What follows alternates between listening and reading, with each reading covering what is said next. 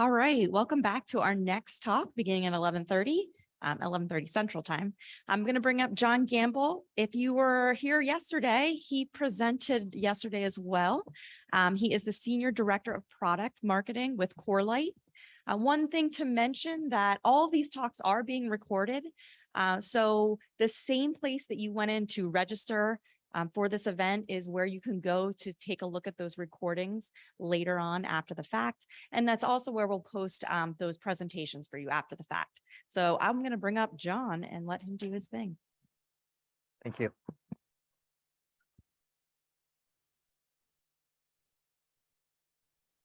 All right.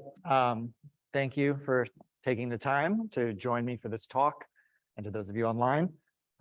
This will be about a 30-minute talk, maybe a little bit less. We'll have time for Q&A. And I draw these insights from a career kind of spent meeting with customers all around the world and getting to sit in the literal socks of some of the world's kind of elite threat hunting organizations and talk to their threat hunters, and getting to work with some of them and some of the commercial vendors that I've represented over the years. And the goal of this talk, it's an introductory talk, is to give you a framework to think about the various dimensions of maturity in your threat hunting journey that I've drawn on from talking to these customers over the years, and also give you kind of some best practices and things to think about as you're looking to advance to the next stage of a particular maturity axis. And I'll outline these in just a second, so you'll see exactly what I'm talking about here. We've distilled them into these kind of 5 areas of maturity.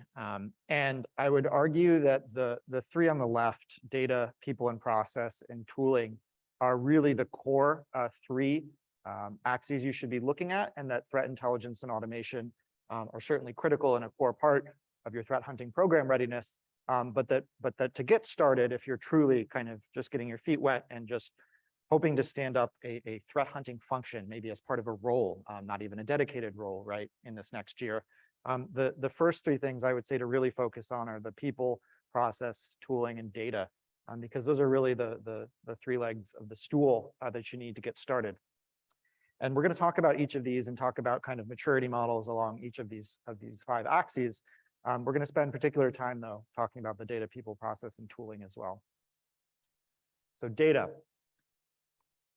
The beginner stage in your threat hunting program, the data that you get is going to be happenstance. You're going to grab the data that's available, and you're going to hopefully get regular access to that data. The visibility you'll have at the beginning is ad hoc, right? You access the data because it's available, not because it was necessarily purpose-built for security use cases or even threat hunting for that matter. You might need to work with your IT teams to get access to logs, host logs, device logs, network appliance logs in your environment. And the data will consequently have a lot of holes, and that's okay when you're beginning. You're going to see certain things in those logs, and there's going to be a lot you're not going to see. And you're probably going to have to be pulling from a variety of sources and aggregating potentially in a variety of sources. As you move along the maturity chain of data and get into the intermediate stage, we start to see instrumented visibility points in your organization where the security teams themselves are starting to direct and possibly implement, with the help of their IT teams, specific points of visibility, right? That could be implementing an EDR solution, right, on your hosts to get managed device visibility. That could be implementing a particular point of network access visibility. The data is going to start to become more comprehensive. The dark gaps in your organization from a data footprint perspective will start to be filled in. And the data will look potentially cleanish, right? There will be a uniformity to the data you're collecting because you'll be accessing it from certain kind of key sources that are providing broad-based views in a very uniform data format. And the data will hopefully start to be centralized at this stage, probably in a SIM, for example.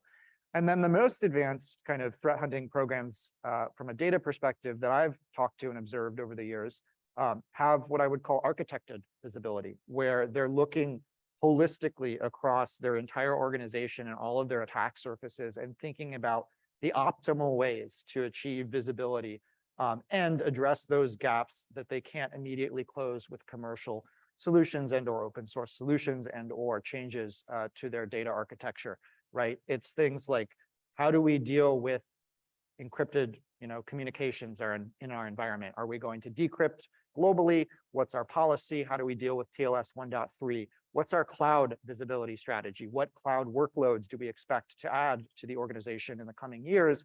And what's our architecture in those cloud environments?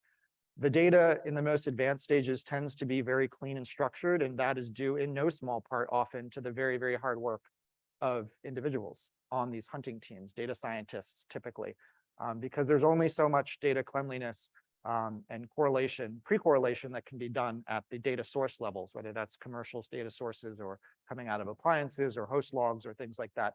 At the end of the day, if you're going to truly advance kind of to the far end of the data maturity model spectrum for threat hunting, you're going to be doing some ETL.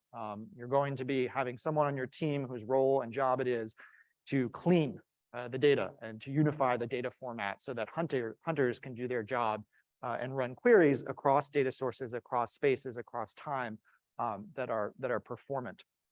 And ideally in this state, you're driving towards a single data lake strategy. And it's often a vision that is never a perfect one. There's always going to be some spotty sources of data or systems or panes of glass that you have to pivot into. But I have seen organizations at the highest level achieve, approaching 100%, single data lake where everything they could possibly need is in a single repository. It is a vision to strive for. It is a journey that is almost certainly never reached at any large scale because there will always be those pockets of data and panes of glass, but it is certainly something to drive towards from an operational efficiency perspective. Some things to think about with respect to data and threat hunting. So this is a quote that I really like. It comes from a few years back when Rob Joyce led the TAO group at the NSA. And if you're not familiar with the TAO group, that's the Tailored Access Operations Group. It is one of the offensive kind of red team oriented cyber kind of warfare groups that represent the United States. So they are out there, hacking for nation state interest. And this quote from Rob Joyce, who led that team at the time, he said one of their worst nightmares as the adversary, if you will, is that the person that they're targeting, the organization that they're targeting is capturing all the data and monitoring it and actually understands baseline normal in their environment and what anomalous looks like. And particularly in this quote, he emphasizes the network, right, is a fantastic place for that adversary to be monitoring his team. And if you think about it, right, you're sitting in the opposite side of this particular game that his team is playing. You're trying to find, right, potentially nation state adversarial hacking groups.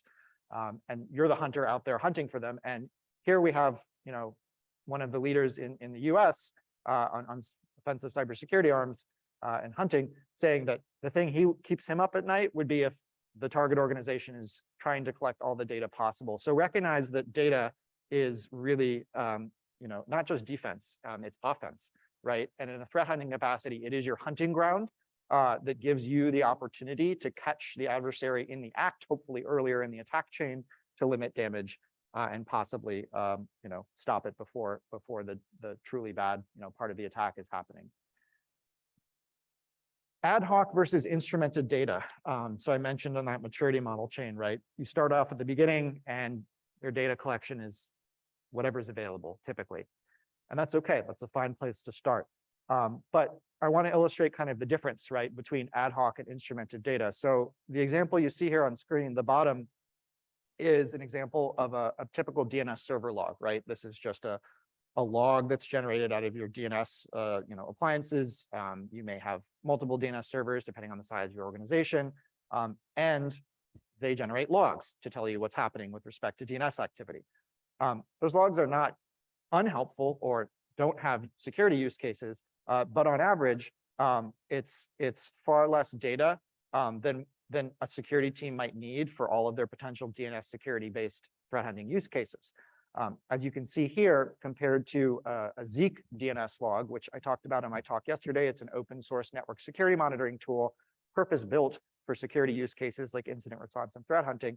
You're getting a much deeper picture of the DNS activity. You're getting the full DNS query and response, which is helpful, right? If you're hunting for things like DNS exfiltration, right? If someone's abusing your DNS protocol and trying to ferret data out of your organization over the DNS protocol, you're going to need the full context of the DNS query and response. It's also the difference between having control over your data or not, right? Ad hoc versus instrumented. In the case of your DNS server log as a security team member, you're not going to control that DNS server. That's typically going to be controlled by your networking team. And that logging functionality of that appliance actually needs to be enabled. And you, as a security person, need to have access to that data stream. So those are multiple things that need to be true to even get that DNS server log. And in many cases, in many security organizations, that's challenging or a blocker, right? They may not turn on logging in various hosts, appliances, parts of your organization because it can impact performance, and they don't want to impact business operations. So they would rather not turn that logging on, even though you as a security person for a hunting task need that information. And so that is kind of an illustration of what I mean, the difference between moving from ad hoc data collection, right, to something instrumented, where you actually are controlling kind of the core data source and data format and data needs that you might need in a hunting environment. So with respect to data, I would say kind of if you're at the beginning of that maturity model chain, trying to move from beginner into the intermediate stage, start with asset inventory, right? Know your environment, know your baseline, know what's in it. And start with good enough. You'll never have perfect visibility at a large organization, but know the basics of what are the critical assets in your environment, what are the total types of asset classes in your environment, and where do they live. Normal, right, is a very relative thing, and every organization has peculiarities and unique parts of their environment that just don't look like other organizations. And you, as the security team member representing your organization, are best suited to understand what those quirks, what those anomalies that might look anomalous in another organization, but in your organization actually are quite normal behavior. And so, a lot of, I think, security vendors tend to paint this kind of monolithic picture of, well, this is just universally suspicious behavior, and therefore this algorithm will detect it in all environments. But in your environment, that might not actually be anomalous or indicative of risk. That might be perfectly normal, given the nature of your business operation. So understanding what normal means for you is very important, because that's your baseline as a threat hunter, because that's going to allow you to see those things as you're out there querying and hunting that fall outside of that parameter of normal. But it's up to you to determine what normal looks like. I think the network is probably your fastest path to wide aperture data visibility. It's not to say it's better than host level visibility. You absolutely need both. But if you think about instrumenting visibility on individual hosts, you could be dealing with hundreds, thousands of hosts globally, tens of thousands of hosts globally in your environment. Those are a lot of points of visibility and potential agents you need to install. Doable, but it's not necessarily going to be fast, versus that quote from Rob Joyce, right? What keeps him up at night when he's thinking about his adversaries hunting him is the organization, the defense team that's tapping the network and monitoring everything. It's a very fast path to very wide aperture data visibility for threat hunters. Ultimately, though, right, the network is just a means, a method, a means of travel for the enemy, and that the actual kind of compromises are occurring, and the assets that you're trying to protect are living in these endpoints themselves. So that, which is to say, again, it's not that the network is better than endpoints for visibility for data hunting. You absolutely need both. Network is a great opportunity to give you quick, wide visibility, but at the end of the day, you will need to be getting host level telemetry at great depth to understand where the attackers are ultimately ending up and what their targets are. And the last point I'll make here is, I mentioned that at the most advanced stages of the data maturity model for threat hunting, you will probably have someone on staff whose one of their role responsibilities includes data ETL, cleaning the data for broad-based search, correlation, algorithmic analysis on top of it. But that's not to say you shouldn't be encouraging the vendors or the open source communities you're working with and the tools you use to cooperate and unify their data sets where possible, because it's going to save you a ton of work down the line if you can get a common data schema going across disparate tools, right? That's going to save that person in your organization the work of actually munging those two data sets and cleaning them for your downstream threat hunting analysis. People and process, same kind of rubric, beginner, intermediate, and advanced. What are the characteristics we've observed in talking to customers around the globe? At the beginner stage, threat hunting is typically one of many functions that an individual has put on their plate, right? They are a tier 1 incident responder, tier 2, and tier 3. And that's just part of the nature of their job. The organization isn't staffed up beyond that, and threat hunting gets thrown on their plate amongst a multitude of other job responsibilities. They look for things that are clearly anomalous in their organization without necessarily a great understanding of what baseline normal looks like across all parts of their organization, but they may get lucky and have good visibility in a particular patch and understand what baseline normal looks like and look for anomalies. And success is typically just measured in terms of, yeah, I found something. I was looking over here, this looked anomalous, I kept digging and I found something. And that's great. There's nothing wrong with that. It's a fine place to start. Intermediate stage hunting is now typically defined as a role. So one or more persons is now nominally titled to take on tier 3 kind of threat hunting focused tasks. And they're probably moving beyond just looking for those clear anomalous red screaming alarms in the environment and looking more programmatically for adversarial techniques across different environments as a more scalable way to hunt for the enemy.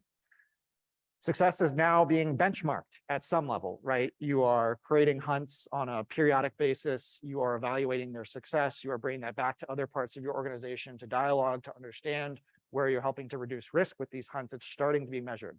And then at the most advanced stages, the most kind of elite threat hunting organizations that I've spoken to, it's a team, right? Now this is a luxury and a privilege that is not necessarily affordable for all organizations and all security teams. There's a lot of scrappy, nimble security teams out there that have stood up some pretty impressive threat hunting functions with 1 or 2 people. So I don't want you to think that advanced is just way out of reach unless you're a big 10 bank or a big defense agency, for example. But you do have probably more than one person, so it could be a team, small and mighty team of 2. And they're working to not only hunt for anomalies and not only hunt programmatically for techniques, but they're actually going after specific entities because you've taken the time now to understand what your risk model is and who, from a nation state, from an APT, from a threat group, needs higher prioritization in terms of hunt, right? The people that you will actually be facing out there in the wild. Why don't we go after those target organizations as opposed to kind of broadly just sweeping for techniques and hoping we catch them in that fishing net? We're actually going to focus on individuals, entities, and nations in this case. And success in these environments is usually well measured, dashboarded, instrumented in a SIM, correlated with other metrics the security team is tracking, up-leveled into the C-suite potentially, right? They've got their analytics and their measurements pretty well dialed in these cases. And it's a journey. This is one of the harder journeys to go on in terms of time and energy and effort taken to get there because it's people and it's training and coming to places like SANS where you can get phenomenal tactical, technical threat hunt training is just an excellent resource. SANS, among many other places you can go on the internet and in person to help accelerate kind of the people process journey here and learn from the people that are doing these things currently or have in their past role. So what is hunting? I'll give you some examples to kind of illustrate some of these concepts. What does hunting for anomalies look like, right? Well, here's just a very specific example, right? Maybe you are saying, well, we have a lot of DNS traffic like any organization does, and we're worried about DNS compromise. Maybe you had an incident a year ago related to DNS, for example. And so you're one person on the team, threat hunting is part of your job description, it's not your full-time role. And given the incident you had a year ago related to DNS compromise, you're kind of keeping an eye on DNS traffic in your environment. And your job is to hunt for evidence of potential compromise, tampering, or attacks around DNS. So one way you could do that is just to look for anomalous DNS queries, right? So you might hop into a SIM if you have a SIM, and you might type in a query and say, I want to see all the DNS queries in my environment that exceed 25 characters in length. Is that because all DNS queries that exceed 25 characters in length are bad? No, not at all. but it's rare. It's most the 80% plus of DNS queries are falling well under the 25 character count. And those that are falling above 25 character counts, it could be benign. It could be strange ad traffic that has a bunch of alphanumeric strings in their DNS queries. Again, legitimate benign traffic over 25 characters. But it could also potentially be anomalous and indicative of somebody abusing your DNS traffic to communicate with C2 servers, to exfiltrate data out of your organization by breaking it into small bits, pushing it out over DNS out of your organization and reassembling it. It's one way to look for anomalies in one part of your organization. Technique-based, right, more programmatic, broad-based hunting kind of process and workflow is probably going to look at something like maybe the MITRE ATT&CK framework, right? It's a very popular framework that documents adversarial techniques and tactics along kind of a sequential time of like how the attack starts and how the attack ends, right? These are ordered roughly in terms of the sequence of attacks that we see. And then within each of these columns, all of the various technical techniques are documented. The first half of the MITRE ATT&CK spectrum tends to be endpoint favorable from a data perspective. You're probably going to want to be paying close attention to endpoints if you're hunting TTPs in the first half of the MITRE ATT&CK framework. Initial access, execution, persistence, right? These are typically micro incursions into your organization, right? Somebody is sending a phishing email to your CFO. He or she is opening that on an endpoint that may be downloading an executable on that endpoint, right? This is a very kind of beginning stage micro incursion into your organization. And you're going to want to be looking very, very closely at the host kind of telemetry you're getting. As you get to the later stages of attack on the MITRE ATT&CK TTP framework, discovery, lateral movement, right? Collection. Now you're looking for more broad-based patterns of adversarial movement and behavior. Tends to be network favorable because that's where you can see the forest for the trees and see the pattern of behavior over time across endpoints, across unmanaged and managed, those hosts you may not have visibility into.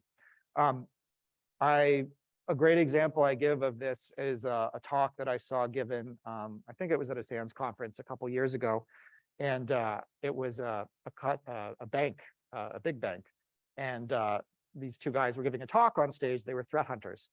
And they were talking about how the way that they structured their threat hunts in part was around the MITRE ATT&CK framework. And what they would do is they would basically brainstorm and theorize new hunts. They would tag them with the TTP, the numerical attack TTP framework. They would run those hunts, and then they would regroup every 2 weeks with all the various groups across their security team, the vulnerability management team, the endpoint team, et cetera. And they would all get together kind of in the same meeting and discuss the results of their various activities and implementations. In this case, these two guys were threat hunting focused. And they were all able to basically speak the lingua franca of TTPs and show on this attack matrix where they were helping to reduce risk across the organization. The hunters were able to come to the table and say, yes, we are addressing kind of this class of TTP in these most recent queries we're running. We found this here. We're still waiting for more data to be collected on this. And it allows them to kind of programmatically attack the adversarial attack chain across their organization and coordinate really well across the various groups so that threat hunters can talk to the other organizations and vice versa. And then again, at the most advanced stages of kind of the people and process of threat hunting, you're going to be hunting individuals, groups, or nation states, actors, right? And I put up this screenshot here because the US government, and in particular the CISA, Cyber Security Infrastructure Security Agency, has been doing some really great work in the last 12 months to publicly document and share publicly the kind of intelligence on some of these nation state actors, some of these advanced persistent threat groups within adversarial nation states. And these are very detailed kind of technical MITRE ATT&CK TTP oriented discussions of these threats. And they're great resources for threat hunters because this is the US government sharing the aggregate learnings of dealing with these adversarial entities in their environment, which gives you as a hunter kind of threads that you can start to pull on and monitor in your environment. And if they say, well, this particular exploit toolkit is used primarily in this way by this group that we've observed in the last 2 months, you might want to be paying attention to that toolkit if you decide that this particular APT is of specific and present danger to your organization. So yeah, I think hopefully these examples here can give you kind of a little bit more color on kind of what I was talking about moving along that maturity model. Again, it can look daunting. If you're just getting started, you're probably not going to be going after a particular, state-sponsored actor. You're probably just going to be trying to get your baseline data set, getting hunting stood up as a function of someone's role, and that's okay, right? Everybody has to start somewhere. But this is kind of a destination to point yourself at for the next couple of years if you're serious about building a threat hunting function in your organization. So I would say kind of as general next steps and guidance, right? The work doesn't get done unless it gets assigned. So, specifically calling it out in someone's job description, if you're hiring for a new role and or explicitly assigning that as someone's kind of function that they will be evaluated against is key here. You're going to want to have an eye towards people with engineering and or data science backgrounds if you can possibly hire those folks, right? These are the people, especially as you're taking this journey towards the kind of mature end of the spectrum, who are going to be getting their hands dirty and rolling up their sleeves and doing some of the data ETL work and doing some of the custom integrations, and who have the data background, right? A data science type background to be able to help you think about how to instrument data visibility, for example, in your environment to enable your threat hunting team. You want to set success metrics and goals, even if they're simple to start with, right? We want to run a couple hunting queries over a 2-week period to address these columns in the MITRE ATT&CK framework because we don't have good coverage there with our existing security tooling, and we recognize that as a gap in our organization, right? You can start very specific and very small. And the fourth point here, I kind of touched on in the last slide, is make sure you're not doing it in a vacuum and just kind of hunting out here in the ether and not really coordinating with the rest of your team and talking, because in the best implementations of threat hunting that I've seen, there's a very virtuous cycle that can occur when the threat hunting teams are working closely in lockstep with the other parts of the security organization. And it can drive things like the threat hunting team discovers something in the organization that leads to an insight about a new class of detection that they can build. They build that detection. It results in really high fidelity threat detections and helps drive down false positives, for example, on the IR side of the house, right? That virtuous kind of feedback loop of the threat hunters are kind of the tip of the spear out there probing the environment, trying to understand risk, and they can bring their insights back to the team to improve operational efficiency. I also included 2 links here. These slides, I think, are available on the SAM's website. I mentioned this in my talk yesterday, if you happen to see that. Corelight has put together a network-based threat hunting guide. It's almost 40 pages of just great practical technical guidance on how to get started around threat hunting on your network. And we've also built some 75 plus Sigma rules that are available there at the second link, mapped back to that threat hunting guide, which, by the way, is also mapped to the MITRE ATT&CK framework that I showed you. And if you're not familiar with Sigma rules are kind of cross SIM kind of query language, like a common way to translate rules and queries across various SIM and analytic environments. So if you've got, Elastic, for example, you can run Sigma rules among many other tools. And we've actually created these rules. They're freely available in the SOC Prime threat detection marketplace. They are mapped directly back to the threat hunting guide. So the threat hunting guide will show you what areas of your network to think about, how to approach the problems of finding adversarial TPTPs in those areas of your network. And you can actually go to the threat detection marketplace and download some of these kind of queries, these hunts pre-canned for free, and run them in your environment if you have a SIM stood up. So I would encourage you to check out those resources. Tooling. Beginner stage, you're probably grabbing what's available and what's free. Open source is a great place to start and often end, right? Even in the most advanced shops, they're often a combination of proprietary commercial solutions with best of breed open source with custom built in-house tooling. It's typically what you see in the most advanced sites, because that's what allows for the most flexibility and customization. You might be doing command line queries. You might not have a SIM stood up at the beginning stage of your threat hunt tooling, and that's okay. You can find threats with command line interfaces. In the intermediate stage, you're probably starting to invest in commercial solutions. This may be a SIM, this may be a dedicated threat hunting pane of glass for a particular area of your organization. You may still be supplementing that with command line querying and hunting. And then in the most advanced stage, as I mentioned, is really where you're starting to glue these systems together and customize and bend them to your will and build custom tooling in-house. And that's where security engineering is going to be key, right? Having someone in-house who's willing to work with your threat hunters, right? To build and optimize and do everything from help them build scripts to, custom integrations with tooling to automated data pipelining, right? That pre-cleans the data as it comes in from a variety of sources. So a human doesn't have to do that manual ETL work. Those kind of tasks are kind of the end stage of tooling maturity in a threat hunting organization. And if you can get there, you have a really, really powerful advantage, especially against advanced adversaries, because the best threat detection and the best threat hunting kind of activity that you can possibly do is the one that's targeted and unique to your organization that the adversary doesn't know about. Because all of the commercial tooling that's analytic focused in the market, the nation states of the world, the APTs of the world, they have access to those same tooling and they purchase it, acquire it, reverse engineer it where they can, and try to understand it to the best of their ability to evade it. But if you've gotten to a stage of threat hunting maturity and tooling advancement in your own program where you are tracking an adversary at an organizational level, noticing unique IOCs, behavioral characteristics of that adversary, turning those insights that come from your threat hunters back into automated, silent analytic technology in your environment, and then piping that down to your IR team, you've just built a unique detection that exists nowhere else in the world that the adversary is only going to know about if they've fundamentally compromised the backend systems you're using in your team itself, because that's not commercial, that's not commoditized, that's unique to your organization. It came directly from the insights from your threat hunting team and was built and instrumented in the tooling itself that you have put in your organization. Some things to consider. There are a lot of tools out there, commercial tools, open source tools, GitHub repositories. And I would encourage you to be curious.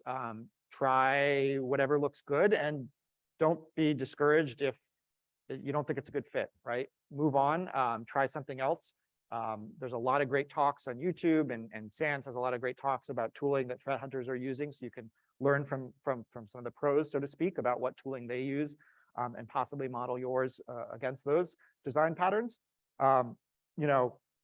Your environment is kind of a living, breathing entity of sorts, right? And it's constantly changing, right? New workloads are being added to the cloud, new hosts are coming online, new services are being added or deprecated. It's a living, breathing, constantly changing entity, and you need to be thinking dynamically about your visibility the same way.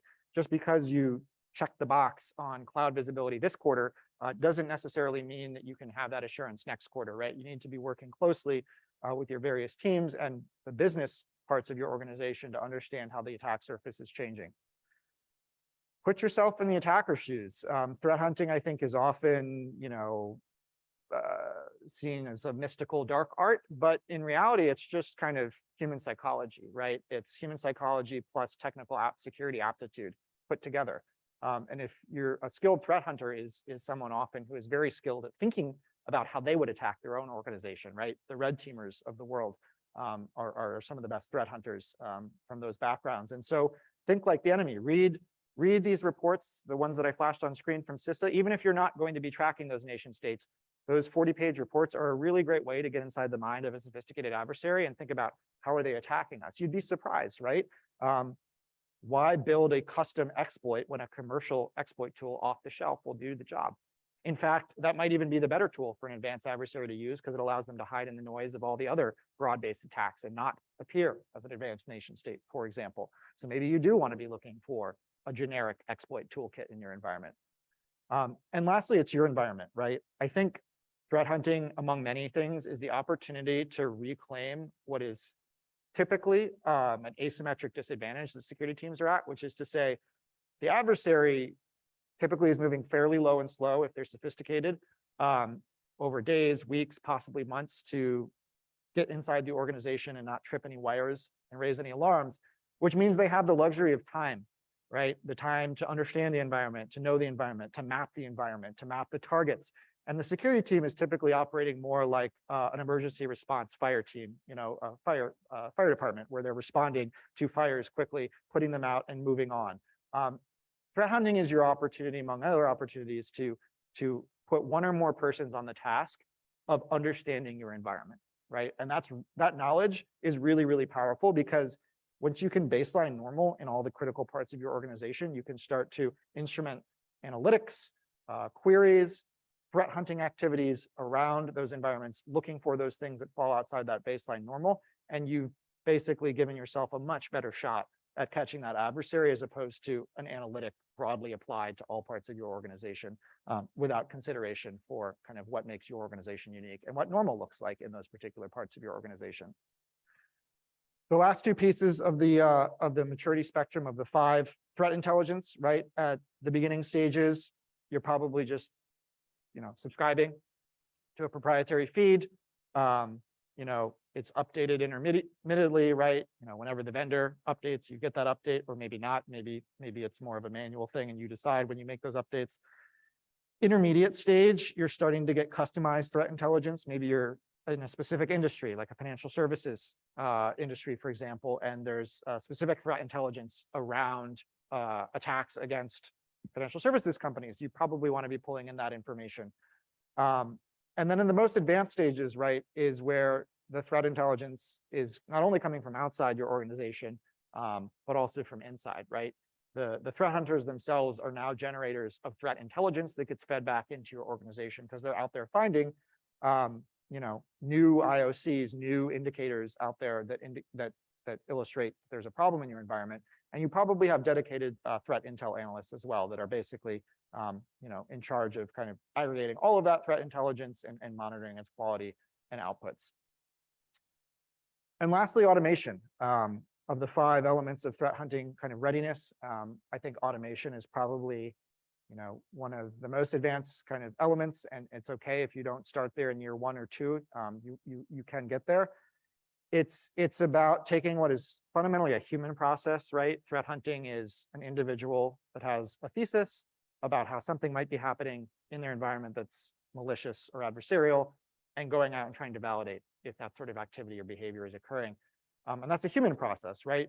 Humans were really great. We are really great at context and inferring meaning, but we're not really great at scale, right? You might have an elite threat hunter that you hire out of a intelligence agency, for example.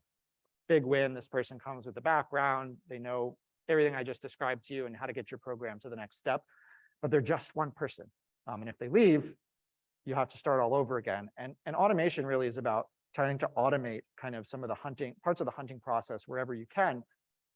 And that's things like taking validated hunts and turning them into playbooks, right? Where you're actually running them constantly and tuning them constantly in the background, and you've dashboarded them.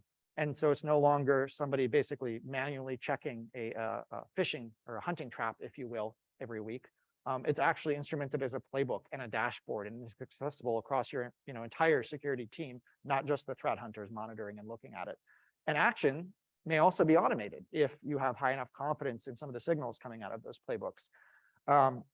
Metrics and reporting in the most advanced stages can also really help you on the automation front, because it tells you where to focus, right? As a beginning stage threat hunter, where it's just your team of 1 and it's part of your role among many, you're going to go where you can, where we've got good visibility here, I've got the right tool to do it, and I'm going to go look for this activity. Maybe I'll get lucky and maybe I'll find something. But once you get to these end stages of advanced kind of maturity across these 5 dimensions, and you've got good dashboarding, I'll tell you an interesting story actually about what this actually looks like. A customer of ours, who is pretty much at the advanced stages of all of these dimensions that I talked about, in their SOC has a series of TV screens. And each of the TV screens is tracking a particular APT. And someone from our organization was talking to them and saying, wow, this is incredible. You guys literally have each of these APTs tracked and monitored in real time. Wow. Doesn't this keep you up at night? All of these bells and whistles and hunt results coming out of these APTs. I mean, gosh, seems stressful. It's great that you have this information, but you can actually see these guys hitting you. And they said, no. They said, what keeps us up is when these boards go dark. Not because they stopped attacking us, but because our hunt queries, our analytics, our tooling, our dashboarding, our visibility is no longer finding them. They didn't go away. We just know when those dashboards no longer are lighting up and the metrics are no longer flowing in, that we have a job to do, which is to fix it and go find them again. And I thought that was a pretty interesting insight from the customer. And that's kind of what the end stages of kind of automation and analytic and data measurement looks like. Truly the almost Hollywood-esque version of some of these SOCs that we see depicted on screen is achievable and does exist out there in the world. So with that, I'll close the talk.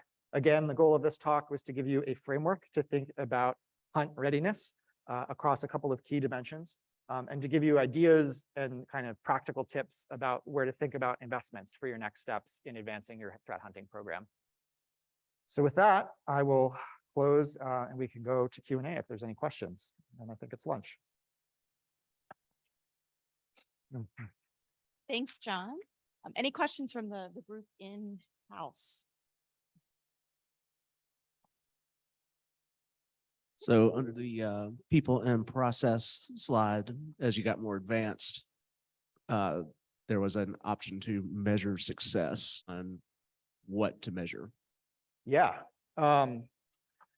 I can give you anonymized examples from customers. So I think the first thing I'll say about success in threat hunting is the absence of discovery is not in and of itself a default unsuccessful threat hunt, right? Being able to rule out a certain type of activity or a pattern of behavior in your environment occurring at a specific time frame is useful, actionable information for risk reduction. So I think just as a first blanket statement, I wouldn't say that success is always we found something, right? The hunt resulted in a kill, so to speak, right? We found something in the hunt. Unlike the real world and hunting, cybersecurity-based threat hunting, sometimes finding nothing is a win in and of itself. With regards to actual metrics, I've seen TTP coverage kind of defined as one where the threat hunting team and the queries that they're running are fed into kind of a risk reduction model where they're looking to kind of cover key areas of the MITRE ATT&CK TTP framework, and the threat hunting team is basically fitting in and saying we've got this part covered, or we are a second order defense on this part that we've got commercial tooling already installed for. Certainly the stories, right, the anecdotes, the actual discoveries of live attacks are great success measurements. They're not necessarily numerical success measurements, but it's evidence of kind of the process at work that then gets floated up typically to the executives, in the organization. So that's a great kind of moral win for the team that kind of, is the discovery of something in the process of attacking the organization. MTTR and MTTD, mean time to detection, mean time to response, threat hunting can help bring those metrics down, right? The speed of your detection and response time, while the threat hunters themselves aren't, the tier one ticket kind of validation and triage team. They can help drive the development of analytics and process that then gets measured downstream in the MTTD and MTTR space. And you can show, right, that those analytics, those, parts of the IR workflow were reduced. The time was reduced, therefore kind of time of response and risk was reduced as a result of the threat hunters going out. And you can tie that back specifically. This is an area though that is that I think is ripe for a lot of input from the community as well. It's a question that gets asked of a lot of different people, and I think everybody has a slightly different answer. And I've seen various teams measure it in different ways. So I think part of it is talking to your team, your organization, your leadership about what is important and how threat hunting can map to that and how it can be measured. So yeah. Yeah, the interesting thing is that someone online also asked a similar question. So I guess you're right. It gets asked all the time. There's just one more question I'm going to ask you, and then we'll head off to lunch here. If you're trying to introduce taps into the network Frank is actually saying, if he's trying to introduce taps into the network team at my organization, in your experience, would you say a packet broker is a must? It's not a must. It's a very good to have. It's a very good to have because it's typically a very central and reliable source of tapping for your network. Packet brokers can deduplicate, can load balance, can manage the weirdness of large scale enterprise traffic.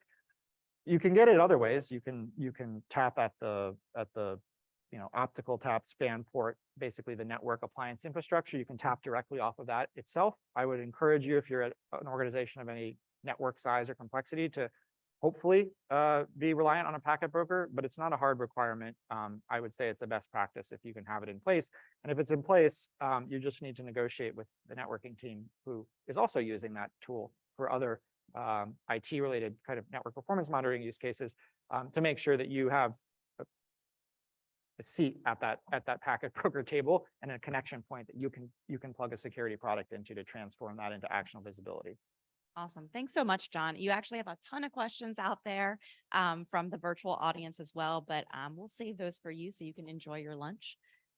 But what I took away from this is, like, it's never too late to start, right? There are a lot of solutions from the beginning all the way up to the advanced level. So you need to start doing something now. So thanks a lot, John. Yep, I've seen a team of one as a part-time role stand up a pretty decent threat hunting program from 0 to 1 in a matter of 2-ish, 3-ish quarters. It's totally doable. That's awesome. All right, Thank thank you. you.